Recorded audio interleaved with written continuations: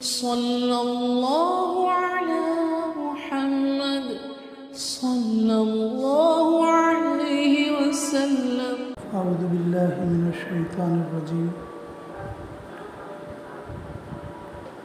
بسم الله الرحمن الرحيم. والذين آمنوا وعملوا الصالحات سندخلهم جنات تجري من تحتها الأنهار خالدين فيها أبدا لهم أزواج مطهرة وندخلهم ظلا ظليلا.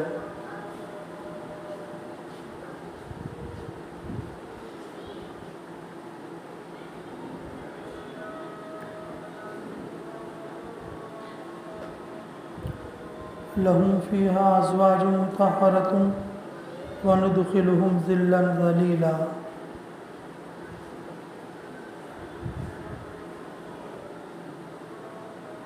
صدق الله العظيم وصدق رسوله الأمي الكريم ونحن على ذلك من الشاهدين.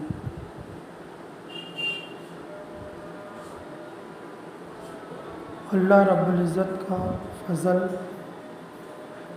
اور اس کا کرم اور اس کا احسان ہے کہ اس نے ہمارے لیے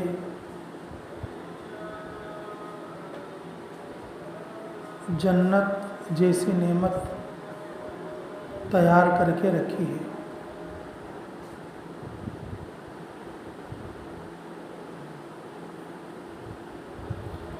نیک کاموں کا بدلہ جنت سے پورا ہوتا ہے اور برے کاموں کی سزا جہنم کے عذاب سے پوری ہوتی ہے.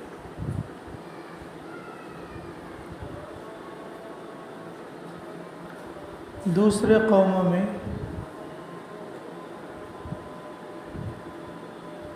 اور دوسرے دینوں میں اللہ کی طرف سے ملنے والے بدلے کا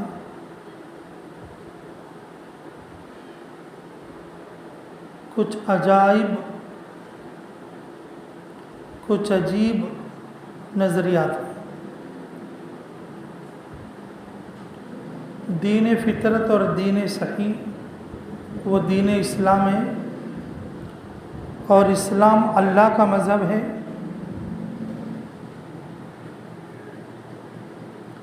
ان الدین عند اللہ الاسلام، اللہ کا پسندیدہ دین دین اسلام ہے.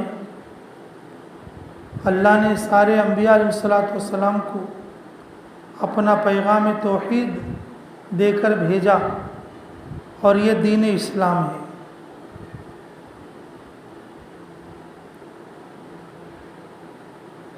تو اس کی حق اور حقیقت یہی ہے کہ اللہ نے ہماری نیکیوں ہمارے حسنات کا بدلہ جنت سے اور ہمارے گناہوں کی سزا جہنم سے عطا فرما دی. اللہ رب العزت کی عادت ہے جب جنت کو بیان کریں گے تو فوراً جہنم کو بیان کریں گے اور جہنم کو بیان کریں گے تو فوراً جنت کو بیان کریں گے. جنت والوں کو بیان کریں گے تو فوراً جہنم والوں کو بیان کریں گے. جہنم والوں کو بیان کریں گے تو فوراً جنت والوں کو بیان کریں گے.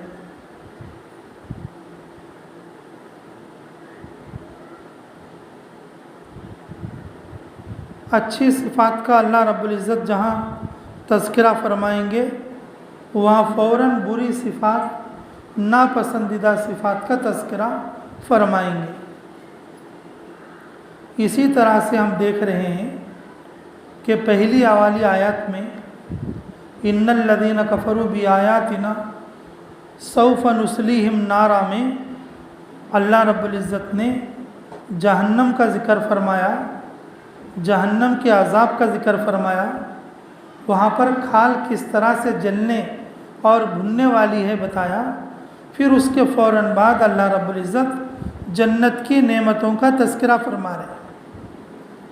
اللہ تعالیٰ اپنی عادت اور اللہ تعالیٰ اپنے نظام کے مطابق جو انسانوں کو بتانے کا طریقہ اللہ رب العزت کا ہے، تو اس کے مطابق اللہ جنت کا تذکرہ فرما رہے ہیں، اور جنت کے لیے ہر جگہ پر ایمان شرط ہے۔ اسی لیے فرمایا والذین آمنوا، اور جو لوگ ایمان لائے، کوئی بھی لوگ ہو، کالا ہو، گورا ہو،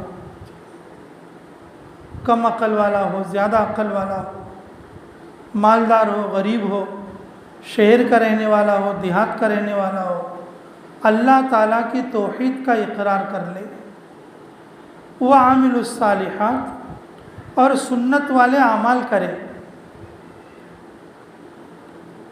صالح عمل وہ ہے جو سنت والے اعمال ہیں۔ کسی بھی عمل کے نیک بننے کے لیے، کسی بھی عمل کا قیمتی بننے کے لیے، کسی بھی عمل کو قبولیت والا بننے کے لیے، تو اس عمل کا سنت کے مطابق ہونا ضروری ہے۔ اس عمل کا سنت کے مطابق ہونا ضروری ہے۔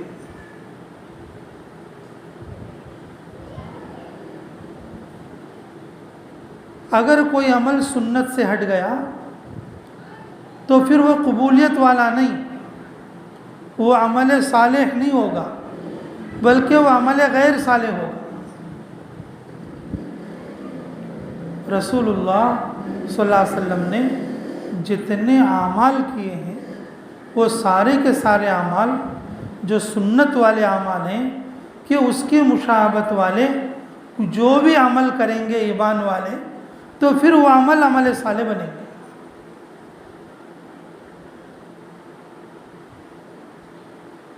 غیر ایمان والے اگر کوئی عمل صالح کرے تو پھر اسے عمل صالح نہیں بولیں گے۔ کافر آدمی پانی پلائے، کافر آدمی نماز پڑھے، کافر آدمی روزہ رکھے، کافر آدمی داڑھی رکھے، کافر آدمی عمامہ باندھے، اسے اعمال صالح نہیں کہیں گے۔ عمل کے صالح ہونے کے لیے پہلے ایمان شرط ہے، اور ایمان کے بعد اس عمل کا سنت کے مطابق پورا ہونا ضروری ہے۔ اس عمل کا سنت کے مطابق پورا ہونا ضروری ہے۔ تو اللہ رب العزت پہلے جہنم والوں کا، کافروں کا اور کفر کا تذکرہ فرمانے کے فوراً بعد اللہ فرماتے ہیں جو لوگ ایمان لائے اور نیک عمل کرے، سندخلہم، ہم فوراً بہت جلدی داخل کر دیں گے جنت میں، جس کے نیچے نہریں بہتی ہوئی ہوں گی۔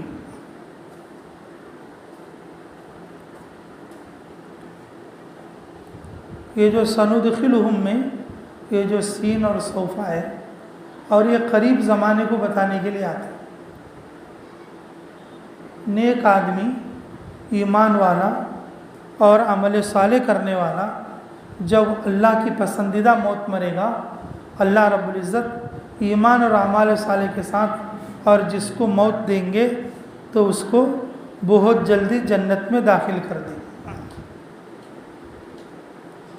اس کا ایک مطلب تو ظاہر ہے کہ جیسے قبر میں داخل ہوگا تو فوراً اس کے لیے جنت کی نعمتیں شروع ہو جائیں گی، بلکہ موت ہی اس کی اور ایسے انداز سے آئے گی کہ جنت کا ظہور اور جنت کی نعمتیں اور اس کو سمجھ میں آ جائیں گی۔ جنت کی نعمتوں کا حصہ اسے موت کے وقت میں بھی سمجھ میں آئے گا، قبر میں بھی سمجھ میں آئے گا، حشر میں بھی سمجھ میں آئے گا، اور جب جنت میں چلا جائے گا اور تب تو سمجھ میں ہی آ جائے گا۔ اور دوسرا مطلب یہ بھی ہے، دنیا ختم ہو کر، قیامت آ کر اور حشر ختم ہو کر ہمارے جنت میں جانے تک کا زمانہ بہت مختصر ہے۔ ہمارے لیے 100 سال ہے، ہمارے لیے 1000 سال ہے، ہمارے لیے 10,000 سال ہے، اور ہمارے لیے لاکھ سال ہے، لیکن آخرت لامحدود ہے۔ زمین اور آسمان کے درمیان رائی کے دانوں سے بھر دیا جائے، یہ ایک پرندے کو رکھیں، 1000 سال کے بعد ایک دانہ ختم کرے تو وہ پرندہ زمین آسمان کے درمیان رائی کے دانے کو ایک 1000 سال کے بعد چن چن کر وہ ختم کرنے لگے، وہ زمانہ اور وہ دانے ختم ہو جائیں گے، لیکن آخرت کی لامحدود زندگی ختم نہیں ہوگی۔ آخرت اتنی بڑی اور اتنی لمبی ہے کہ ہمارے جنت میں جانے تک کا جو ٹائم ہے بالکل قریب ہے۔ یہ لو اب داخل ہو جائے گا، یہ لو اب داخل ہو جائے گا۔ اسی لیے فرمایا سندخلہم کہ ان قریب، اور ان کو ہم داخل کر دیں گے، جیسے یوں مرے اور جیسے یوں جنت، اور جیسے ان کا انتقال ہوا اور ویسے حشر ہوا اور ویسے جنت میں۔ یہ جو وقت کی مدت ہے بہت مختصر مدت ہے۔ اس مدت کی قلت کو بتانے کے لیے بھی کہ اللہ رب العزت اور رغبت بڑھانے کے لیے بھی، تاکہ تمہیں ابھی فوراً جنت میں جانا ہے، تو یہ چیز بتانے کے لیے سندخلہم جنات۔ اب جنت کا مفہوم تو آپ کو معلوم ہے، ماشاءاللہ بہت ساری عورتوں کے نام بھی جنت ہوتے ہیں۔ ہمارے علاقے میں تو ہم نے نام نہیں سنا جنت، بلکہ کسی نے رکھا ہو، یو پی میں، بمبئی میں، اور اسی طرح سے آسام میں ہم نے دیکھا کہ بھئی عورتوں کے نام اور بچیوں کے نام جنت ہوتے ہیں، جنت ہوتے ہیں جی۔ دیکھو یہ ایک خاص بات جی، یہ ہمارے شاہ صاحب فرماتے تھے، اللہ ان کی قبر کو نور سے منور فرمائے، سید انظر شاہ الکشمیری، عورت کی تعبیر بھی جنت سے کرتے، عورت کی تعبیر بھی جنت سے کرتے جی۔ اگر کسی عورت کو شادی کر کے لائیں، وہ عورت گھر میں آنے کے بعد مرد سے، ساس سے، سسر سے، لوگوں سے اچھا جینا کر رہی ہے، تو لوگ بولیں گے بھائی وہ بچی کو شادی کر کے لائے ویلگوڑ سی، گھر کو جنت بنا دی اس نے۔ جنت کی جو نسبت ہے، جنت کی جو نسبت ہے وہ عورت کی طرف زیادہ کرتی ہے۔ اگر کسی عورت کے اندر اگر تھوڑا سا صبر دیکھیں، کوئی صبر کرنے والی ہے، پلٹ کر جواب نہیں دینے والی ہے، لڑائی جھگڑا کم کرنے والی ہے، اور حریص خور نہیں ہے، تو لوگ کہیں گے کہ ماں انہوں جنت سر کے آدمی کے ماں ہو۔ اگر کسی عورت کا انتقال ہو جائے، اگر وہ صدقہ خیرات کرنے والی تھی، ذرا غریبوں کو پاس بٹھانے والی تھی، اور جو ہے دھکم دھکا نہیں کرنے والی تھی، اور ناک منہ چڑھانے والی نہیں تھی، لوگ مرنے کے بعد بیٹھ کے اللہ جنت دیتی جی ان کو، انہیں جنت میں دیکھو جانے کا۔ اللہ کو جو ہے کیا پسند ہے بچی ہو، کیا پسند ہے بھائی کو، دیکھو اللہ بلا لیا اس کو جنت میں، دیکھو ان جانے کا۔ کیا تو ذرہ کیا تو بگڑی بول رہے ہو، کیا بولتے ہیں، کیا بول کو جواب دیتی ہے کہ اللہ، کیا منہ دکھاتی ہے کہ اللہ کو، ایسا بول کے ڈرا لیتے۔ لیکن میرے محترم ماں بہنوں، عورتیں تھوڑا بھی صبر کرتی ہیں، عورتیں بچوں کو اچھا دیکھ ریکھ کرتی ہیں، عورتیں گھر میں سب کے ساتھ اخلاق کا معاملہ برتتی ہیں، عورتیں اپنے شوہر کی جب قدر کرتی ہیں، لوگ اس کی تعبیر جنت کی کرتے ہیں۔ جس گھر میں عورت اچھی ہوتی ہے اس گھر کو لوگ جنت بولتے ہیں۔ جس گھر کی عورت اچھی ہوتی ہے اس گھر کو اللہ رب العزت دنیا کی جنت بناتے ہیں۔ خصوصاً ہمارے شاہ صاحب فرمایا کرتے تھے، جس گھر کی عورت اچھی ہو اس گھر میں جنت کی بشارت دنیا میں ہی مل جاتی ہے۔ عورتوں کا نام بھی جنت ہوتا ہے، عورت کے صفات بھی دنیا میں ہی جنتی بن جاتے ہیں، اور جب عورت اچھی ہو تو گھر جنت بن جاتا ہے۔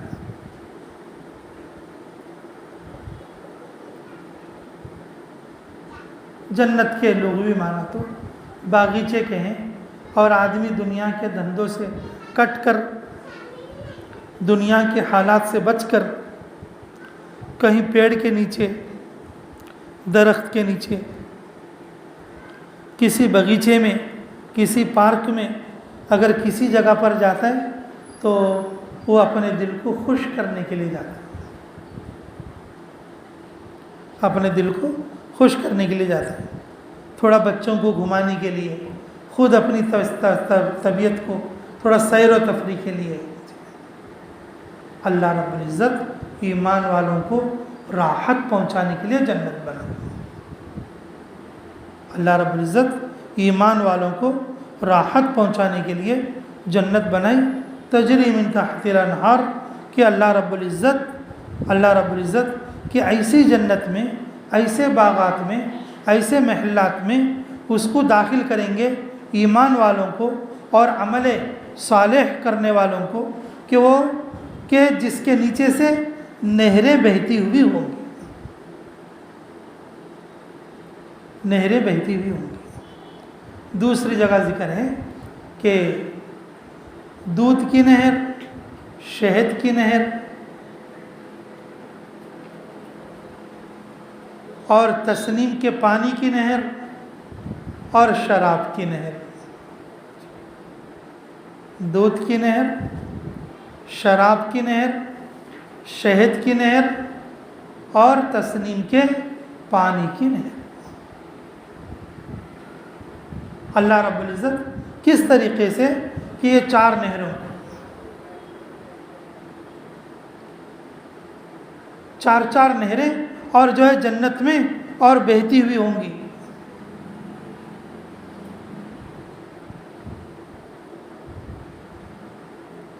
اللہ رب العزت اس کا ذکر فرماتے ہوئے کہ بھئی آپ لوگوں کے لیے اے بندو، اے ایمان والو، جو ایمان لاتے اور عمل صالح کرتے، ان قریب ان کو ہم جنت میں داخل کریں گے، اور ایسی جنت اور جس کے نیچے سے نہریں جاری ہوں گی۔ اور آپ کو یہ غم نہیں ہونا چاہیے کہ پتہ نہیں 100 سال رہیں گے، 50 سال رہیں گے یا 20 سال رہیں گے۔ آدمی جب کرائے کے گھر میں چلے جائے تو اسے ڈر ہوتا ہے کہ بھی مکان مالک کب جانے کے لیے بول دے۔ اگر کوئی اپنا خاص گھر بنانے کے بھی رہے تو اسے موت کا ڈر ہوتا ہے، پتہ نہیں یہ گھر چھوڑ کے ہمیں کب جانا پڑ جائے،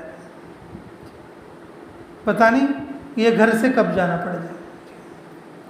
ہم نے دیکھا ہے لوگوں میں، اور ہم نے سنا بھی ہے اور اپنے آنکھوں سے دیکھا بھی ہے، تھوڑے لوگ نہیں مرتے رہتے،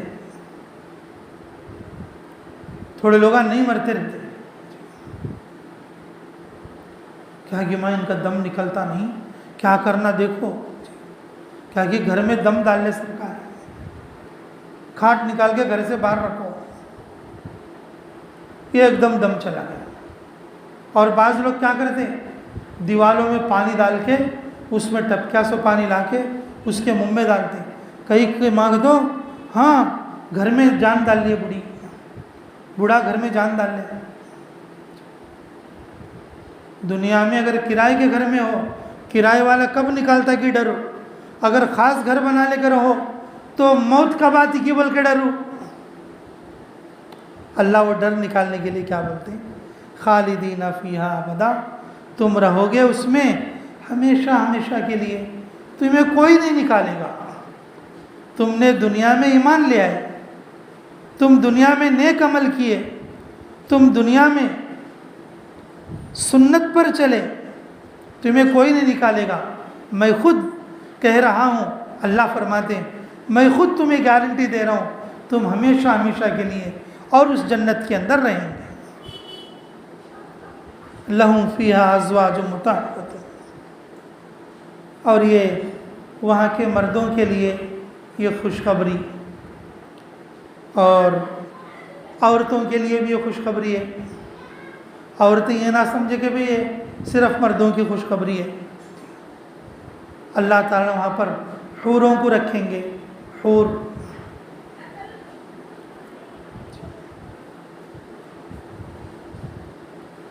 جنت میں ان کے لیے حوریں ہوں گی اور وہ پاکیزہ ہوں گی۔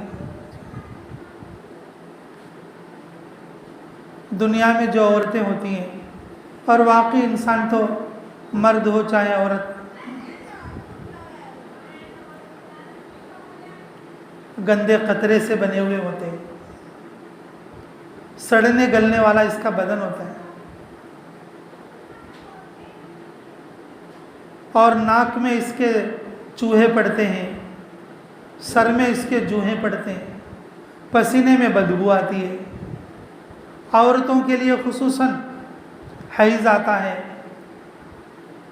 بچے کی ولادت پر نفاس آتا ہے،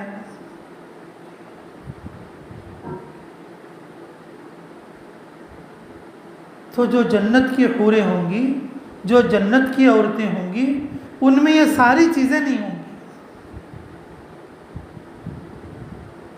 مطہرۃ ان کی جو صفت ہے، اور وہ یہ ہے کہ جس طرح سے دنیا کے عورتوں میں جو چیزیں ہوں گی، جنت والی عورتوں میں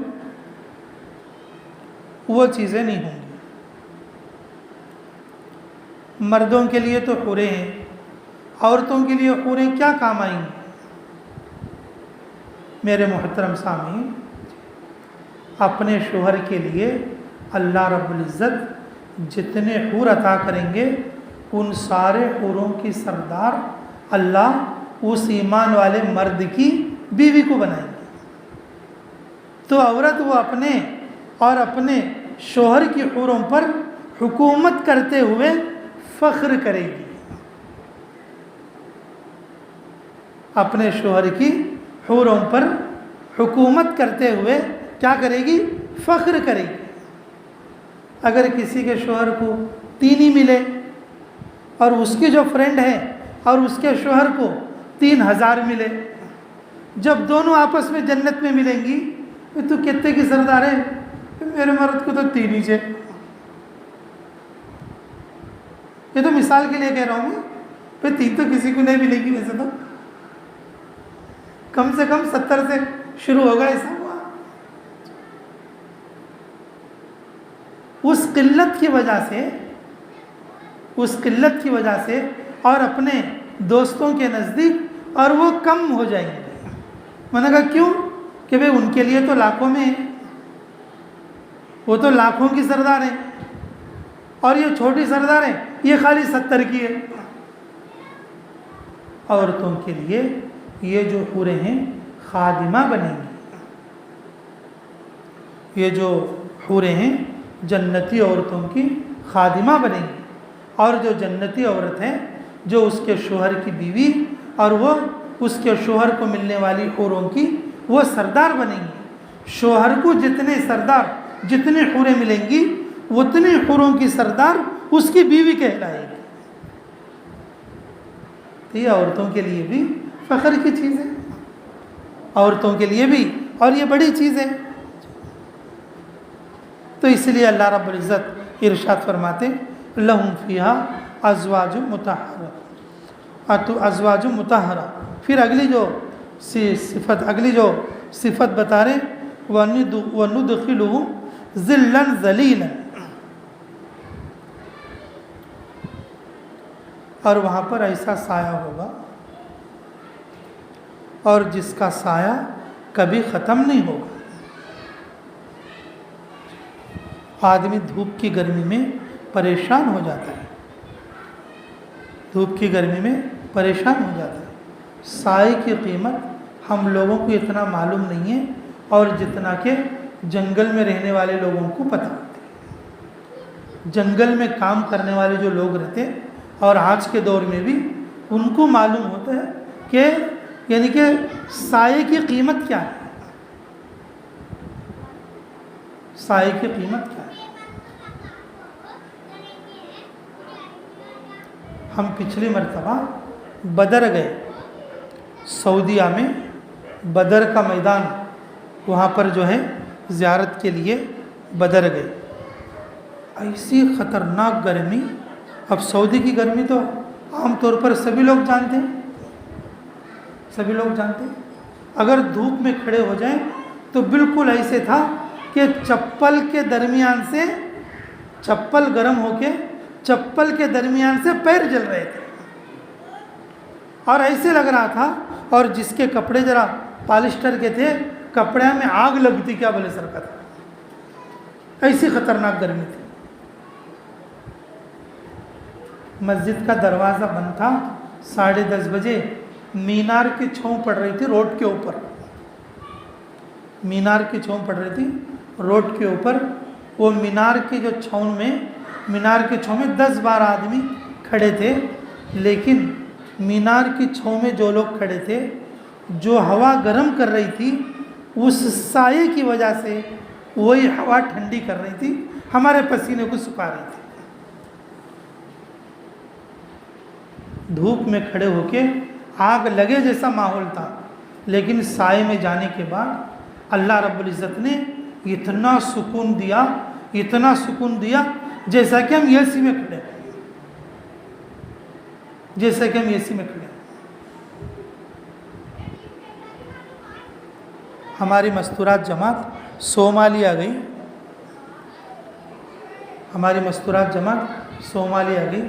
اور ایک گھر میں نہایت ہی چھوٹا کمرہ اور جس دفتر میں بیٹھا ہوں اور اس سے بھی چھوٹا کمرہ بالکل آدھا کمرہ. سامان وغیرہ رکھے اور بیرون جماعت کا سامان ہر ایک کی ایک بیگ تھی بڑی اور ایک چھوٹی بیگ تھی. وہ سامان رکھنے میں ہی اور جو وہ کمرہ پورا ہو گیا. 2 دنوں میں مستورات کو درختوں کے نیچے گھر کے سامنے جو جھاڑوں کا باڑ تھی اور اس کے اندر بیٹھنا پڑا تھا.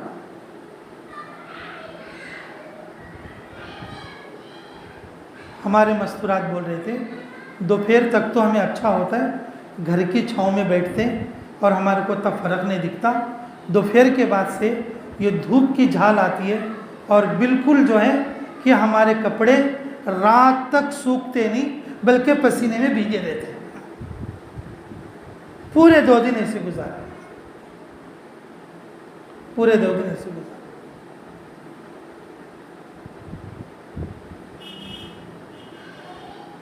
یہ ایک اللہ والی بندی جب اجتماع چل رہا تھا تعلیم کی کتاب پڑھنے والوں کو یہ ایک بڑی سی اور جو ہے دادی امی جیسی بڑی عمر کی عورت دھوپ کی جھال سے بچانے کے لیے آ کے سامنے کھڑی ہو گئی. تو خود ہمارے گھر والے ہمارے اہلیہ فرما رہے تھے کہ اس کے سائے میں بیٹھ کر ایسے لگ رہا تھا جیسے کہ میں اے سی میں بیٹھی. ہم لوگ تو سائے میں رہتے ہمیں سائے کی قیمت کا پتہ نہیں لگتا. ان لوگوں کو پوچھو جن لوگوں کے سروں پر کوئی سایہ نہیں ہے. سایہ مل جائے تو کتنی قیمت ہی اس کو ملتی. کتنی قیمتی چیز اس کو مل رہی. رسول اللہ صلی اللہ علیہ وسلم سفر فرماتے تو گرمی سے بچنے کے لیے سوائے ہتھیلی کے کچھ نہیں ہوتا. رمضان اور اوپر سے روزے سائے سے دھوپ سے بچنے کے لیے سوائے ہتھیلیوں کے کچھ نہیں ہوتا. لیکن ایسی حالت میں اور گرمیوں میں قیام اور سفر.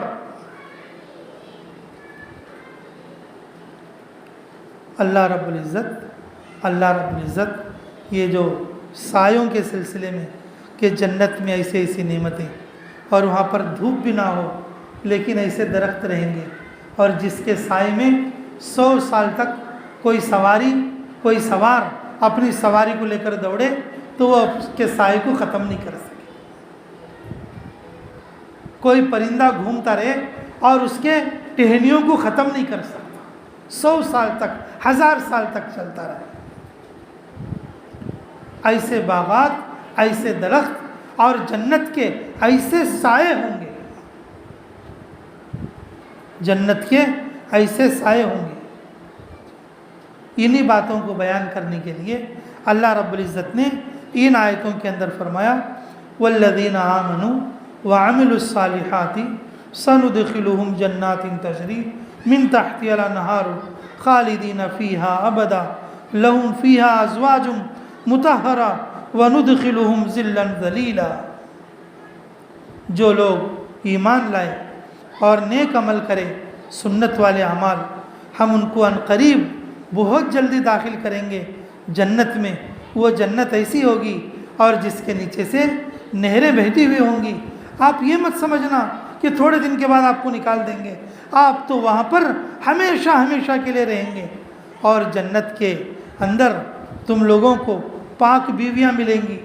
अल्लाह ताला ईमान वाले मर्दों की तरफ इशारा करके फरमाते हैं, दुनिया की औरतें हैज़ में तुम हाथ नहीं लगा सकते, निफास में करीब नहीं जा सकते। जन्नत की औरतें ऐसी नहीं होंगी। औरतें तुम मत परेशान होना, तुम उनकी सरदार बनेंगी और वो तुम्हारी खादिमा बनेंगी कि हम जन्नत में तुम्हारे लिए और जो है पाक बीवियाँ यानी कि हूरें अता करेंगे और तुम्हें दाखिल करेंगे जो है घने और जो है लंबे साए के अंदर। दाखिल होगे इंशाअल्लाह, जन्नत वाली सिफत अपनी बनाओगे इंशाअल्लाह। अगली आयत,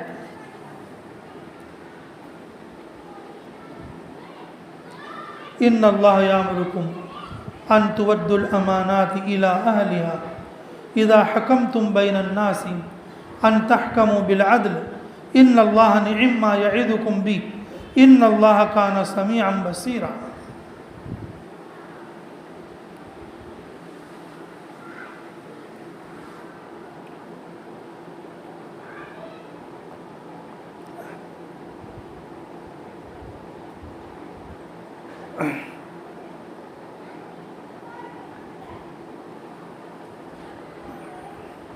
अल्हम्दुलिल्लाह।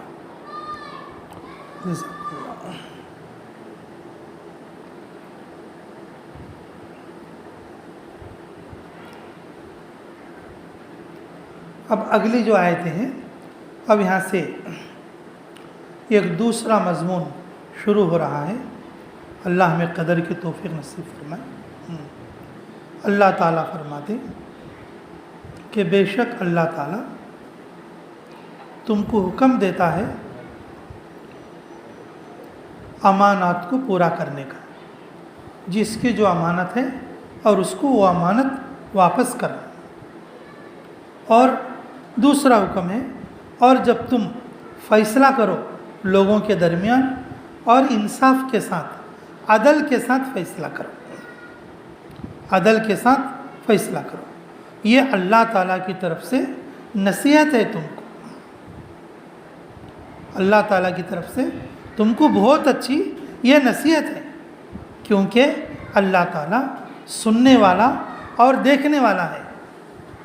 इससे पहले आप लोग सुने होंगे अज़ीज़न हकीमा और इसी तरह से गफ़ूर रहीमा और इसी तरह से मुल्कन अज़ीमा। ये इस तरह के जो अल्फाज रहते ये बर मौका होते हैं, बर मौका होते हैं। अल्लाह रब्बुल इज़्ज़त यहाँ पर क्या फरमाते हैं, समीअन बसीरा। इस आयत में एक तो अमानत के पूरा करने का हुक्म है और दूसरा फ़ैसला इंसाफ के साथ करने का हुक्म है। अगर ये दोनों काम अगर नहीं करे, अमानत जिसकी उसको नहीं दिए, फ़ैसला बराबर नहीं करे, याद रखो समीअन बसीरा, अल्लाह सुनने वाला भी है और अल्लाह तुम्हारे आमाल को देखने वाला भी है। सुनने वाला भी है और देखने वाला भी है। इस आयत का शान नुज़ुल बयान किया गया है।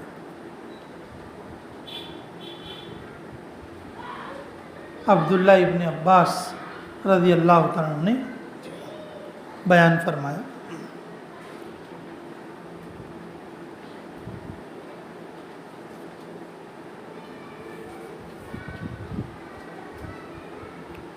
आप लोगों ने पहले सुना भी होगा इसको।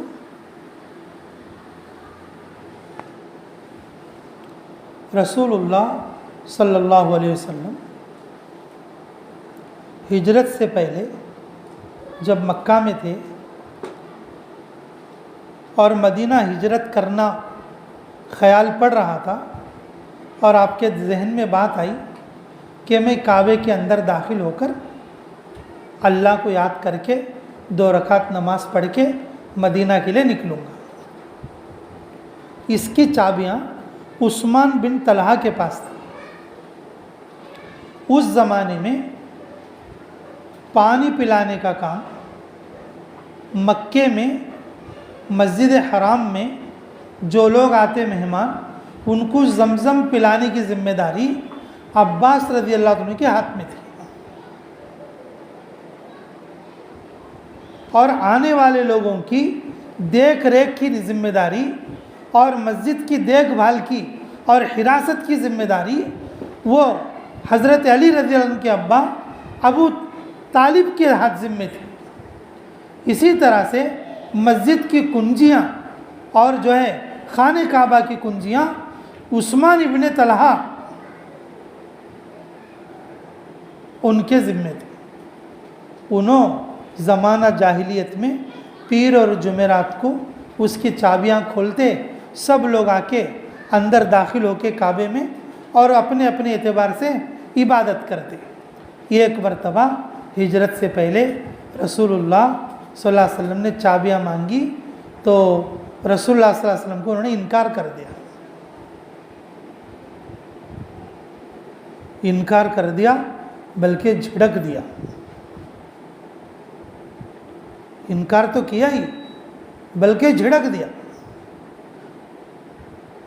اور بعض روایتوں میں آتا ہے وہ خود اندر داخل ہو رہا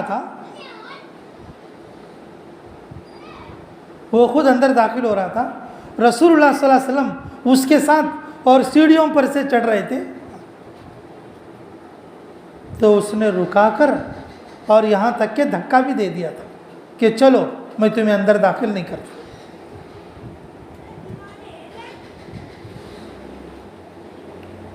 رسول اللہ صلی اللہ علیہ وسلم نے اس وقت میں کہا، اے عثمان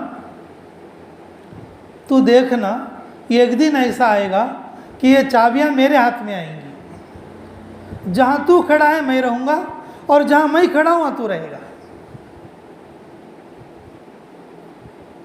تو عثمان ابن طلحہ بولے ہاں ٹھیک ہے دیکھ لیں گے. حضور صلی اللہ علیہ وسلم آگے اور جو عثمان بن طلحہ اندر داخل ہو گئے، لیکن ان کے دل میں خیال بھی آ رہا تھا انہوں بولے اس بات سچی کے گی میں ان کو بلا لینا سکے گی، انہوں بولتے اس باتاں اچھے سے دکھتی ہیں میں بھی ایمان لیا تو اچھا رہتا گے گی. اس بات سے ان کے دل میں ایک وحشت، ایک ڈر جیسا پڑ گیا.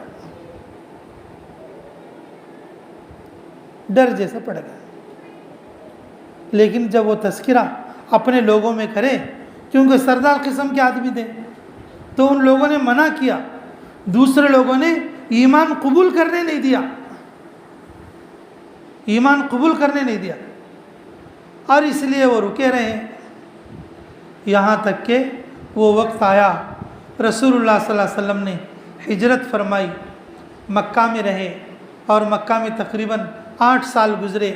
پھر 10,000 کے مجمع کے ساتھ اور پھر رسول اللہ صلی اللہ علیہ وسلم اور مکہ کے لیے تشریف لائے، مکہ فتح کرنے کے لیے اللہ تعالیٰ کے حکم سے.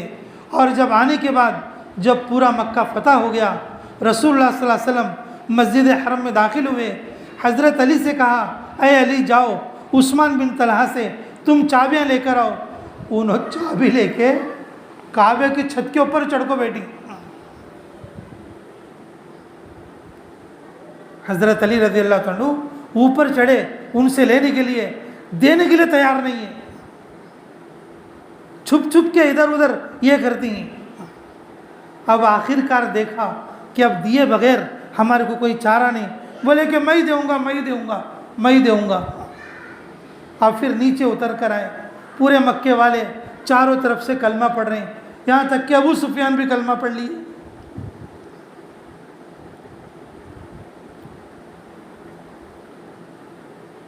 عثمان بن طلحہ آئے اور چابیوں کو لے کر رسول اللہ صلی اللہ علیہ وسلم کے ہاتھ میں رکھا کہ اے محمد لو یہ امانت میں تمہارے ہاتھ میں رکھتا ہوں. ہمارے خاندان میں ہزاروں سالوں سے اور سینکڑوں سالوں سے لمبے زمانے سے چلی آ رہی تھی اور وہ امانت کو میں تمہارے ہاتھ میں کیا کرتا ہوں؟ رکھتا ہوں. رسول اللہ صلی اللہ علیہ وسلم وہ چابی لیے اندر داخل ہوئے, 2 رکعت نماز پڑھے, 2 رکعت نماز پڑھ کے باہر نکلے اور باہر نکل کر حضرت علی رضی اللہ عنہ کو حکم دیا کہ عثمان بن طلحہ کو بلا کے لے آؤ. حضرت عباس کہہ رہے ہیں کفل ڈالنے کے بعد کہ یا رسول اللہ, چاچا ہیں انہوں, یا رسول اللہ وہ چابی مجھے دے دو. ہمیں کیسا بھی آدمی پانی پلاتی ہیں اور چابی میں میرے کنے چلتی ہے, دونوں خدمتیں جمع ہو جاتی ہیں ہمارے. حضور صلی اللہ علیہ وسلم بولے خاموش ہو گئے. حضور صلی اللہ علیہ وسلم کچھ نہیں بولے, خاموش ہو گئے. حضرت علی رضی اللہ عنہ کو پوچھ رہے ہیں یا رسول اللہ ہم لوگ مکے کی اور کعبے کی حراست کی ذمہ داری, چوکیداری کی ذمہ داری ہماری ہے, یہ چابی مجھے دے دو, ہمارے ہاں یہ دونوں چیزیں جمع ہو جائیں گی, چابی بھی ہمارے پاس ہوگی اور جو ہے حراست کی ذمہ داری بھی ہمارے پاس ہوگی. رسول اللہ صلی اللہ علیہ وسلم ان کو بھی کچھ جواب نہیں دیے, بولے عثمان بن طلحہ کو بلا کے لیا. عثمان بن طلحہ کو بلانے کے لیے جو ہے انہوں گئے. حضرت علی رضی اللہ عنہ آنے سے پہلے, عثمان بن طلحہ کے آنے سے پہلے رسول اللہ صلی اللہ علیہ وسلم نے کہ کعبے کے باہر نکل کے جیسے گیٹ میں کھڑے تھے تو وہاں پر ان آیتوں کو آپ نے تلاوت فرمائی, ان اللہ یامرکم ان تؤدوا الامانات الی اہلھا. حضرت عمر فرماتے ہیں یہ آیت رسول اللہ صلی اللہ علیہ وسلم جب کعبے کے اندر تھے اس وقت میں نازل ہوئی. جبرائیل علیہ السلام وہاں اس آیت کو نازل فرمایا.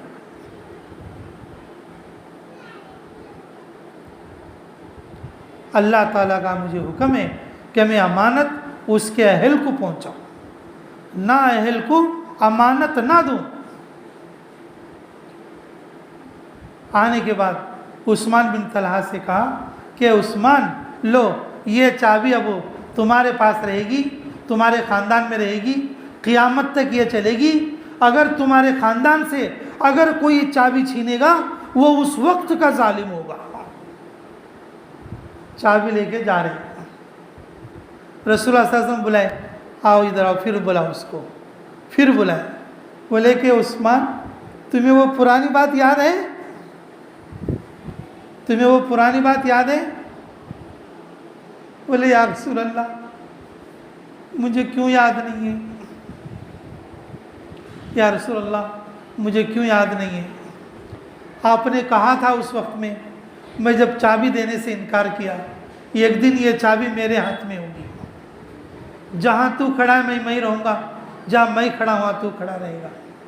آپ رحیم ہیں, آپ کریم ہیں, چابی تو آپ نے مجھے دے دی, مجھے ایمان بھی دے دیجیے.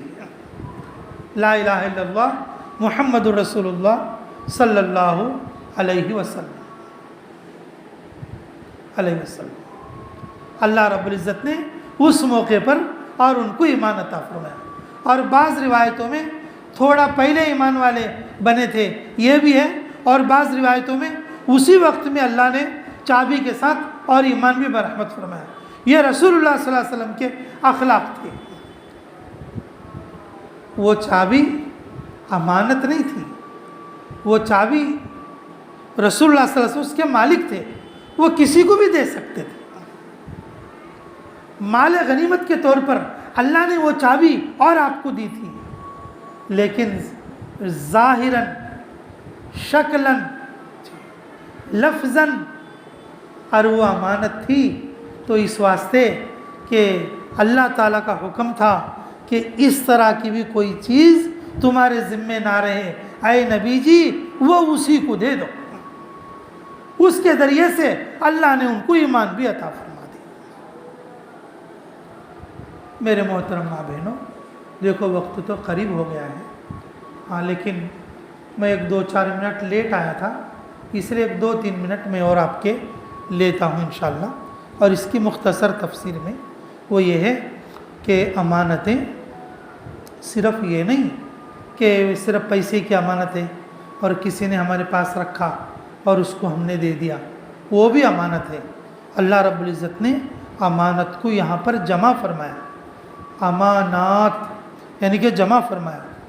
بہت ساری امانتیں ہو سکتی ہیں۔ عورتوں کے لیے بچے بھی امانت ہیں، تو کیسا ادا کریں گے وہ امانت کو؟ بچوں کو قرآن پڑھائیں گے، بچوں کو نمازی بنائیں گے، بچوں کو اللہ کے راستے میں نکالیں گے، عورت بچیوں کو پردہ کرائیں گے۔ یہ عورتوں کی امانت ہے، یہ ماں باپ کے لیے امانت ہے۔ اولاد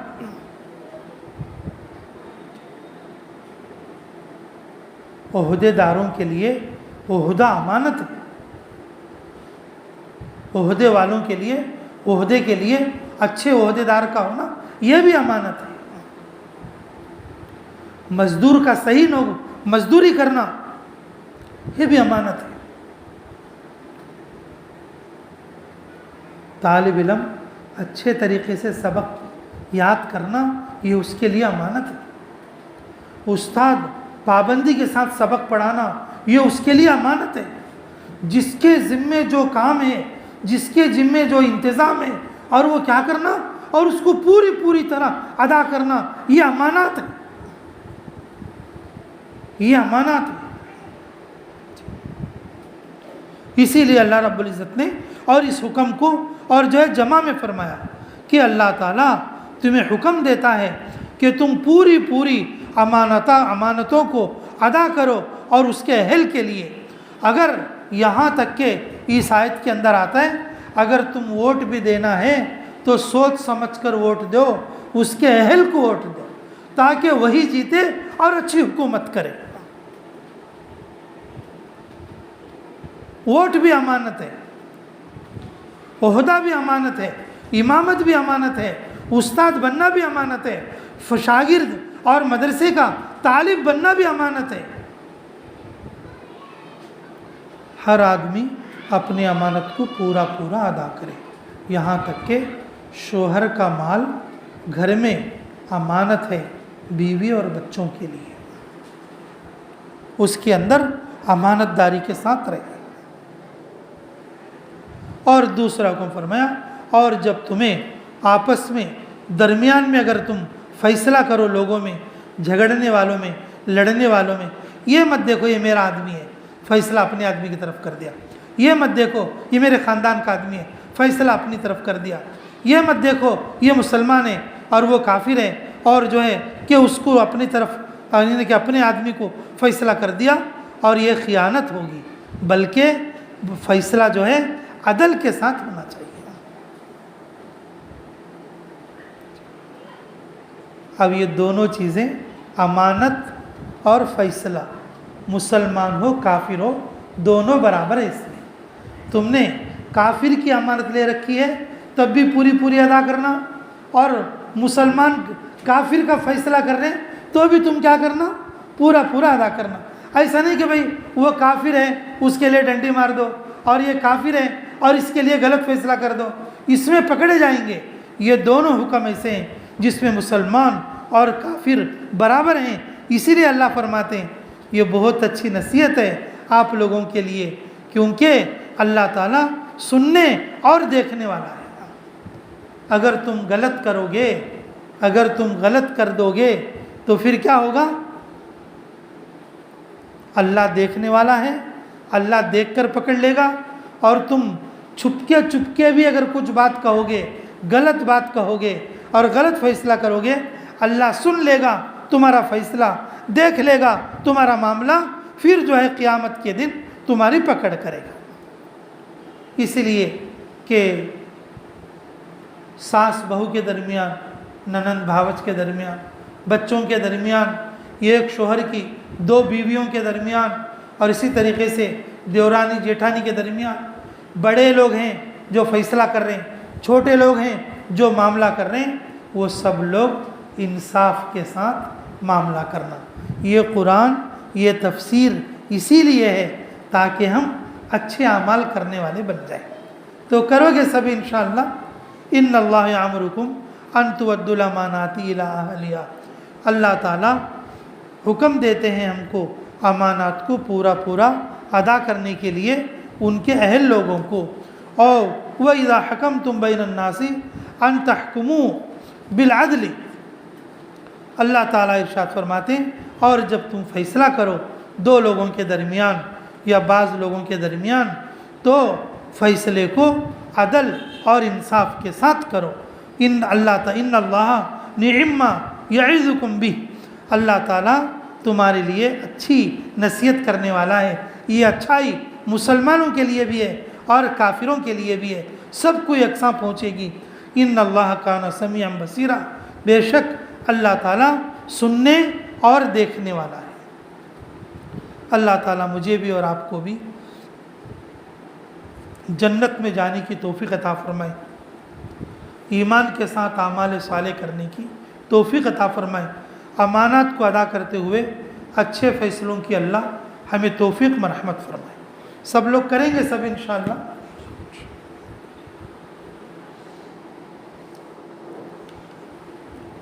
ربنا تقبل منا انك انت السميع العليم وتب علينا انك انت التواب الرحيم حسبي الله ونعم الوكيل نعم المولى ونعم النصير ربنا تقبل منا انك انت السميع العليم وتب علينا انك انت التواب الرحيم۔